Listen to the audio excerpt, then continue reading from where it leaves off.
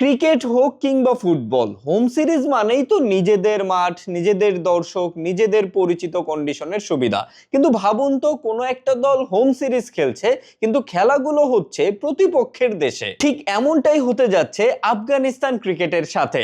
আসন্ন দ্বিপাক্ষিক সিরিজটা কাগজে কলমে কিন্তু আফগানিস্তানের হোম সিরিজ, কিন্তু সিরিজের প্রত্যেকটা ম্যাচ হতে যাচ্ছে ভারতের মাটিতেই। এর পেছনে কারণটা অবশ্য বেশ স্পষ্ট। দীর্ঘদিন ধরেই কিন্তু আফগানিস্তানে একটা উত্তপ্ত অবস্থা বিরাজ করছে। আফগানিস্তানে একটা আন্তর্জাতিক ম্যাচ বা আন্তর্জাতিক সিরিজ খেলার মতো যথেষ্ট নিরাপত্তা নেই। তাই আফগানিস্তানের সকল হোম সিরিজগুলোই কিন্তু এতদিন ধরে ইউএই বা কাতারে অনুষ্ঠিত হতো। তবে এবার ভারতের বিপক্ষে হোম সিরিজ ভারতেই খেলতে যাচ্ছে আফগানিস্তান। তাই খাতা কলমে এটা আফগানিস্তানের হোম সিরিজ হলেও আদতে আফগানিস্তানই এখানে সফরকারী দল।